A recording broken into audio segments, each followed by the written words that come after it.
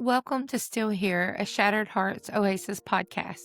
I'm Leah, founder of Shattered Hearts Oasis, licensed clinical social worker, grief-informed therapist, and most importantly, Tom's mom. Before we begin, a gentle trigger warning. This episode includes child loss, judgment around how a child died, and the physical impact traumatic grief has on the body. If you need to pause or step away, please take care of yourself first. This space is meant to hold you, not harm you. And just to name it, I recorded this episode in one take. You may hear small stumbles or repeats, and I left them in on purpose. This isn't about performance. It's about a real conversation from one grieving mom to the moms walking the same road. There's something else I want to say at the start because it shapes everything that follows. Child loss grief is not the same as other grief. It hits the body differently. It hits the nervous system differently. It changes your relationship with the world in an instant. So if you hear me talk about the sharp boundaries or clarity or protecting your energy, it's not harshness. It's what traumatic loss requires. After episode 1, I spent time thinking about what would make this next episode meaningful. Not heavier, not more story, that will come later, but useful. Something a grieving mom can hear and immediately recognize as her own experience. Something that makes the moment she's in feel even a little more survivable. And that's where we're going today.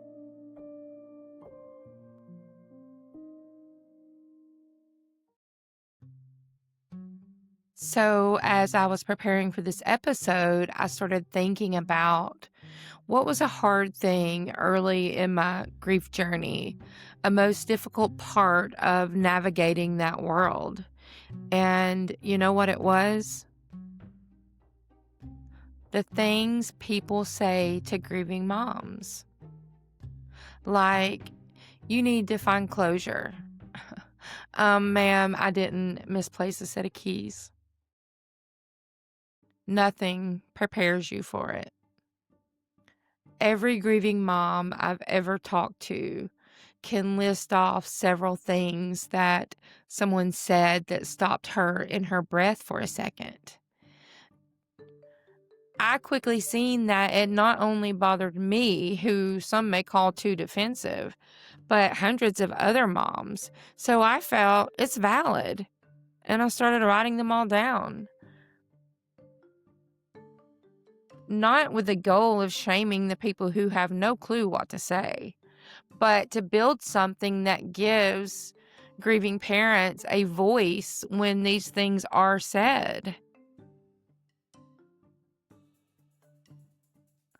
And when it comes to these things that people say, it doesn't matter how your child died. It doesn't matter how old they were. It doesn't matter what your life looked like. The sentences that people say to grieving parents are almost predictable. Here are 10 of my personal favorites out of the literal hundreds that I have compiled. Number 1, at least they're in a better place, right? Because being dead is obviously better than being here with me. That's what I think when I hear that. Number 2, everything happens for a reason. I'm literally still waiting on the PowerPoint explaining this one, the reason, literally. Number 3, you need to start living again. I never stopped. I'm just not faking it. Legitimately. I never stopped living. I'm just not faking it. Number 4, don't let this define you. It redefined me. I didn't get a choice. Number 5, you can't bring them back. I know. I'm grieving, not confused. I know I can't bring them back. Number 6, you're still not over it? This one really gets me.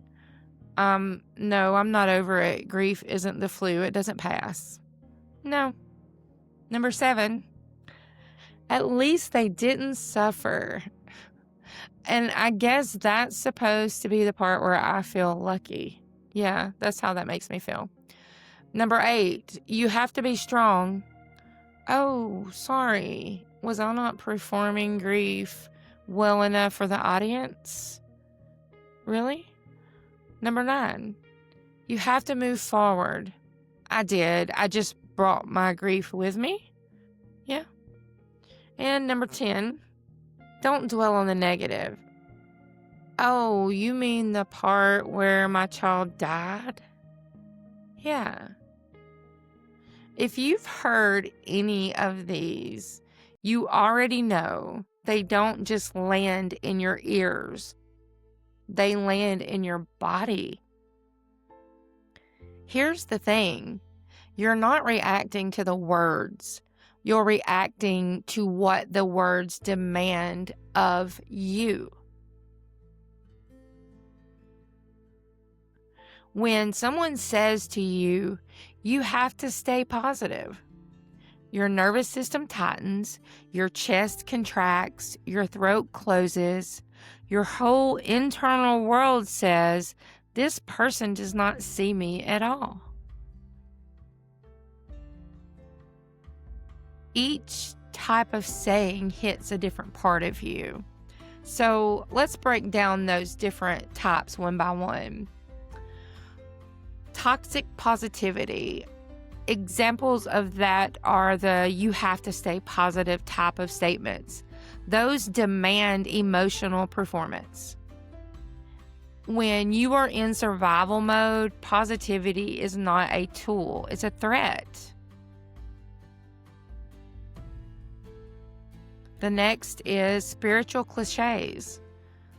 Sayings like, God needed another angel. Those type of sayings try to spiritualize something that is painfully human. It invalidates the depth of your loss.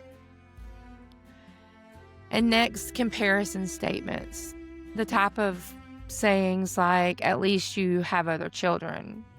What this does is it fractures your identity as a mother. It turns your child's life into a number instead of a relationship. And next is judgment and impatience. The type of things people say like, shouldn't you be doing better by now? This collides with the reality that your concept of time evaporated the day that your child died. That's a reality. Your concept of time evaporates the day your child died. So when people place these time frames on you, it collides with your reality.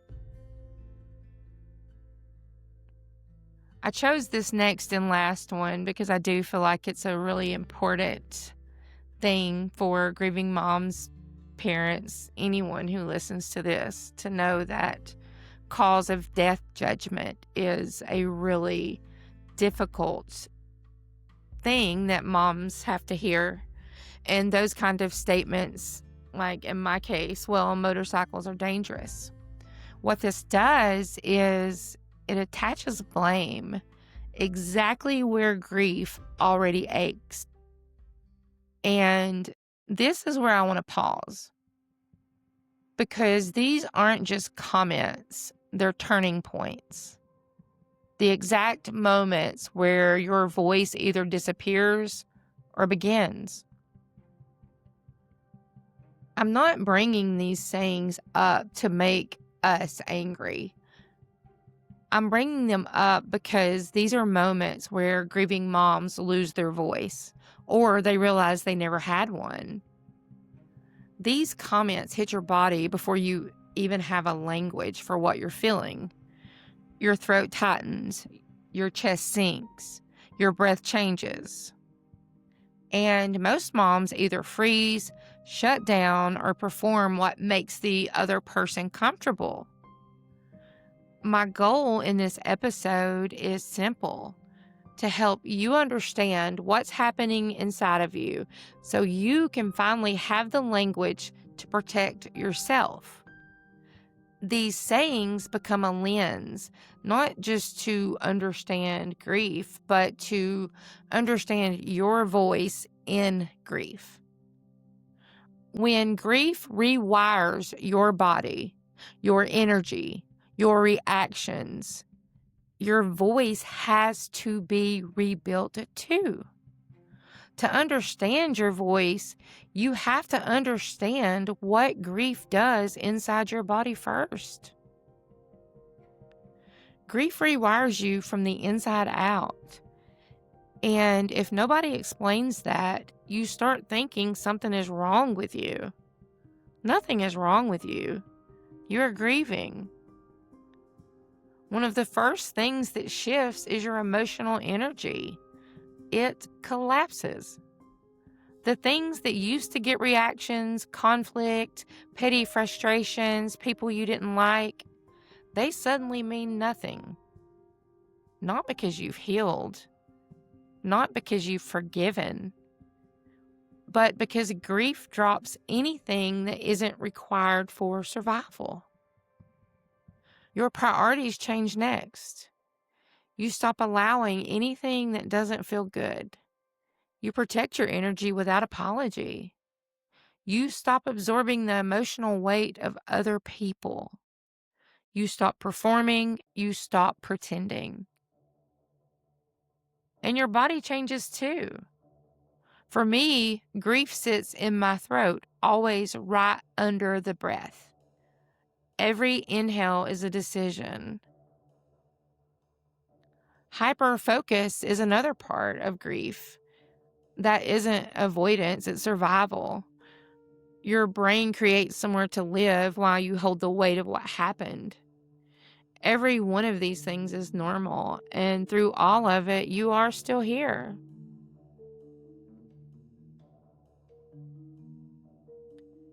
And while all of this is happening inside of you, the outside world doesn't adjust, not even a little.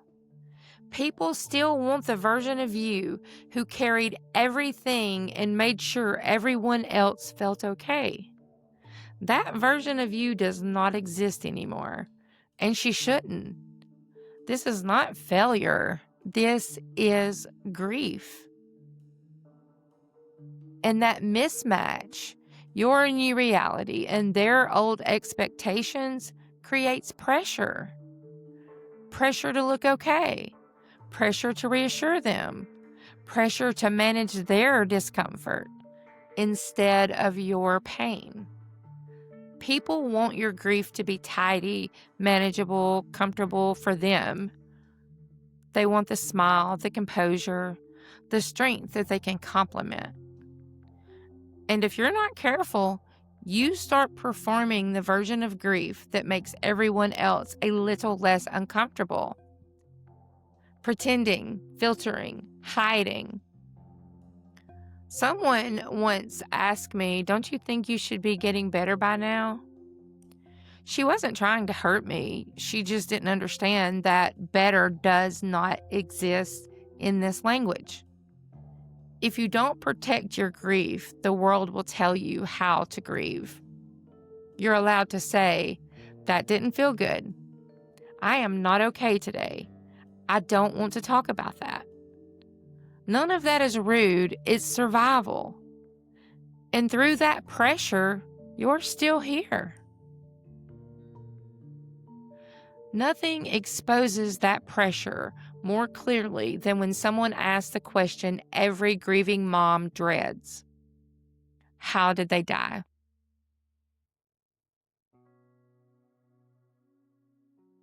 Your stomach drops before your brain can form a thought. Your throat tightens, your chest sinks, your breath changes. Let it show.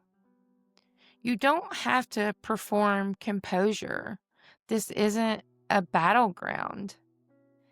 And the reaction gets even heavier depending on the story people assume before you even open your mouth. People hear one sentence and start writing the whole story in their head. And that judgment lands fast, especially when the cause of death is something society loves to moralize. Motorcycle accidents, overdoses, drunk driving, gun violence, fentanyl poisoning, unaliving, drowning. Loss becomes a headline, a category, a stereotype. And grieving parents feel the judgment before they feel the compassion. Some moms don't start at 0, they start below 0 with their grief, weighted down with guilt that was never theirs to carry. For me, when people heard motorcycle, I would feel the assumptions. Thomas was reckless. Thomas was speeding. Thomas made bad decisions. Thomas might have been running from something. None of that was true. But the judgment sits in the air before you ever even get a chance to say your child's name. That's the part people don't understand. The grief isn't just the loss, it's the defense. The invisible fight that steals your breath before you ever answer the question. Another example, drowning. Drowning carries a judgment that mothers can feel to their bones. People hear it and immediately jump to, where were the adults? Was someone not watching? What went wrong? Drowning is fast, silent, unpredictable, cruel. But grieving moms are left carrying other people's quiet accusations on top of their own devastation. This is what below 0 grief looks like. A starting point so heavy you can barely stand up under it. And here's what I want you to hear. None of that judgment belongs to you, not 1 ounce. And this is where something important shows up in grief that people on the outside never see. Some moms aren't just grieving their child, they're also fighting the weight of judgment the moment the cause of death is spoken out loud. This is what I mean when you hear me talk about starting grief at below 0. Some moms don't start at 0. 0 is the devastation of losing your child. Below 0 is everything piled on top of that never should have been there. Below 0 is judgment. Below 0 is blame. Below 0 is assumptions about how your child died.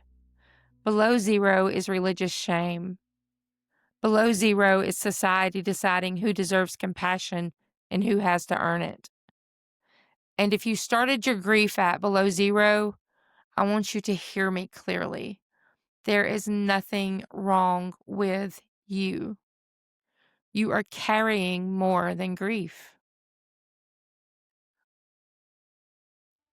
When you understand below 0 grief, you stop blaming yourself for struggling to find your voice.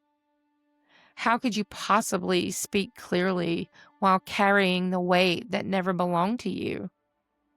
So let's talk about what it looks like to protect yourself in those moments, especially when someone asks the question every grieving mom dreads. Most moms freeze when someone asks, how did they die? Not because they don't want to talk, but because their nervous system is trying to figure out how to survive the moment. So I want to give you language, concrete tools, something you can pull from when your voice disappears. The first tool is the boundary without explanation. You could simply say, I don't want to talk about those details. That's short, clean, no justification. The second tool is to redirect to who your child was. For example, his name is Thomas, and I would rather tell you who he was than how he died.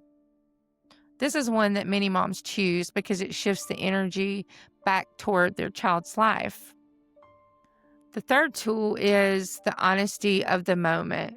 You could say, that question is hard for me. Can we talk about something else? I want you to never forget that you're allowed to be human in front of other humans. The fourth tool is the emotional signal. Let your body speak. Your eyes, your breath, your voice softening. You don't owe a performance. You don't owe composure. When your body shows the impact of the question, people learn something that they really would have otherwise missed. And the fifth tool is the story that you choose to tell. This was mine. This is the one I use. If I choose to answer, I never said the cause of death alone. I said, my Thomas son died in a motorcycle accident, and let me tell you who he was. If I had to speak the hardest words, I was going to speak his life right after. This tool allows you to stay in control of your story and your child's story.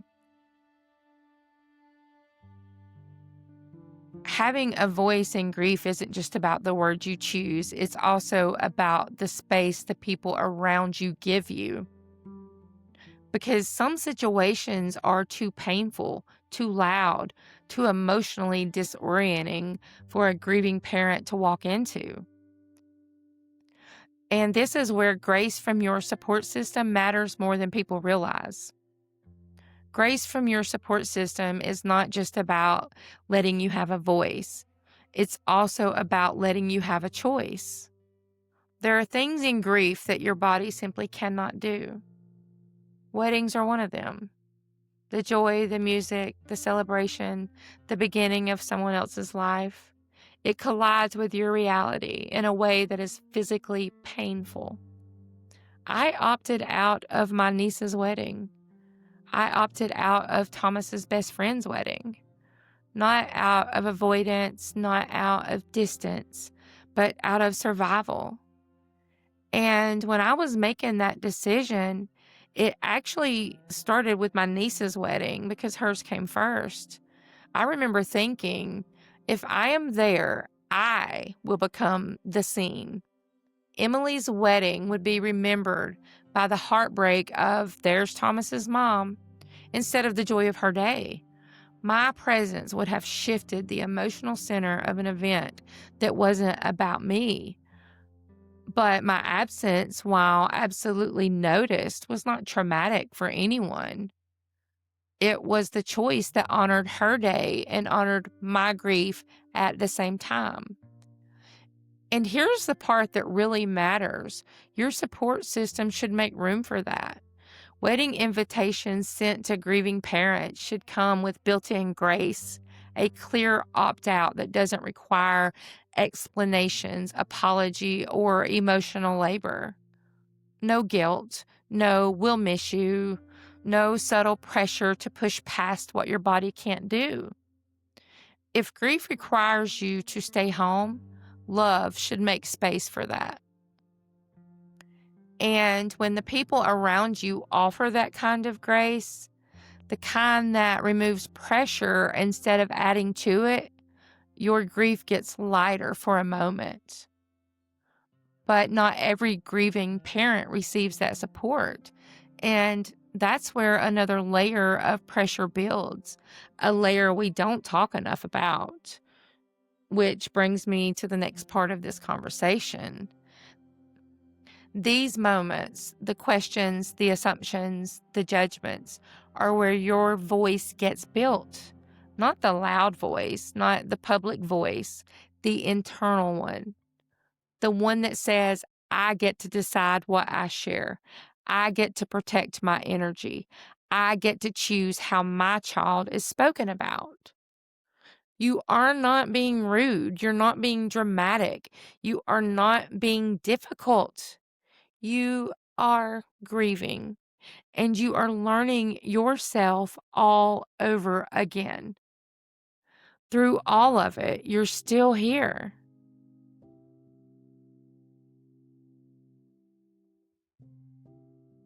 There's another layer of grief that nobody prepares you for, the spiritual pressure.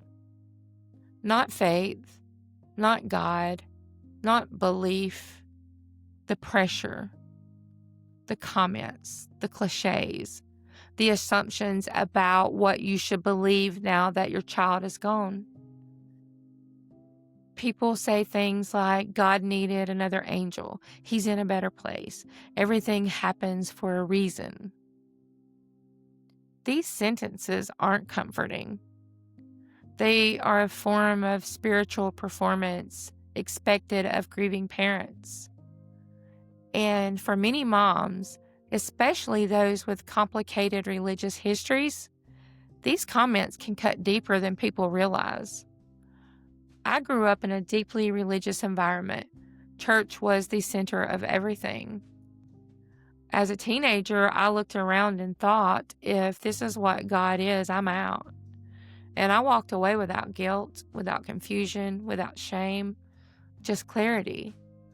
And when Thomas died, I didn't suddenly return to religion. I didn't feel a pull toward belief. I didn't reach for spiritual explanations. I was just spiritually indifferent, not angry, not searching, just clear. So when people tried to comfort me with religious cliches, it did not soften anything.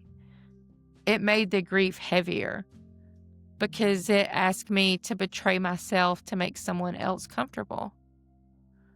And here's the truth. No grieving parent owes anyone a spiritual performance. Sadly, some moms start even lower than that. If society judges the way your child died, religion often piles onto the judgment. Religion doesn't always offer comfort. Sometimes it offers blame. I've watched grieving moms lose their spiritual community at the exact moment they needed support the most. Moms who were told their child's soul was in question. Moms whose grief was treated as a moral failure instead of a human devastation. This is what I mean when I say some moms start below zero. They are not just grieving the loss of their child. They're grieving the collapse of the belief system that should have held them. If this is you, I want you to hear me very clearly. There is nothing wrong with you. There is nothing wrong with your grief. There is nothing wrong with how you survived. Your grief is not a sin. Grief forces you into a new kind of honesty. You stop tolerating anything that doesn't feel true. You begin making decisions based entirely on your own emotional reality instead of other people's expectations. For me, my boundaries grew sharper and simpler. And because I wasn't wasting energy on things that didn't matter, I could see my life with a clarity I never had before. I didn't become a different person. I became the version of me that I wish I had been 30 years ago. That is what rebuilding your voice looks like. Not loud, not aggressive, not dramatic, just clear. I'm not talking about that. That didn't feel good. That's not comforting to me. I'm protecting my energy. Your voice doesn't have to roar to be powerful. It only has to be yours. And this voice, the one grief shapes, the one you're learning to trust, is the most honest version of you you've ever had. Grief will take things from you, but it will also reveal things you didn't know you had, strength that you did not ask for, clarity you never expected, boundaries you once thought were impossible, and a voice that is finally your own. If nobody has told you this yet, let me be the one. You are not doing this wrong. You are grieving. You are learning yourself again. You are protecting your heart. And through all of it, you're still here.